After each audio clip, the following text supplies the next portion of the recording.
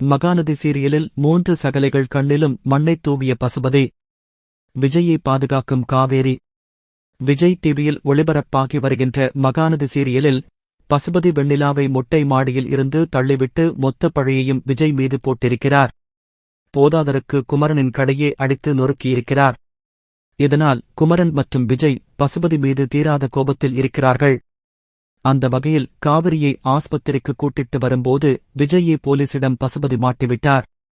ஆனால் விஜய் போலீசிடம் இருந்து தலைமறைவாகி பசுபதிக்கு டிமிக்கி கொடுத்துவிட்டார். இருந்தாலும் பசுபதியை கண்டுபிடித்து உண்மையை போலீசுக்கு நிரூபிக்க வேண்டுமென்று விஜய் கோபமாக இருந்த நிலையில் குமரனுக்கு பசுபதி வந்த விஷயத்தை காவிரி சொல்லிவிடுகிறார்.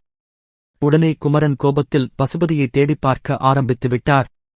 அந்த வகையில் குமரன் கண்ணில் பசுபதி சிக்கியதில் அடிக்க ஆரம்பித்துவிட்டார்.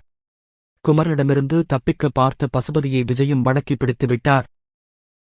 2 பேரிடம் சிக்கிய பசுபதி அங்கிருந்து தப்பிக்கப் போகும்போது நவீனம் வந்து விடுகிறார்.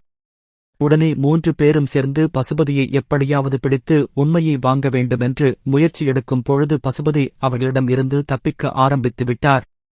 ஆனாலும் பசுபதியே ஓட ஓட விரட்டி பிடிக்கும் விதமாக 3 சகலைகளும் முயற்சி எடுத்தார்கள். கடைசியில் இவர்கள் கண்ணில் மண்ணைத் தூவும் விதமாக பசுபதி எஸ்கேப் ஆகிவிட்டார். அடுத்ததாக காவிரிக்கு சரியாகிவிட்டது என்பதால் சாரதா வீட்டிற்கு வா என்று கூப்பிடுகிறார்.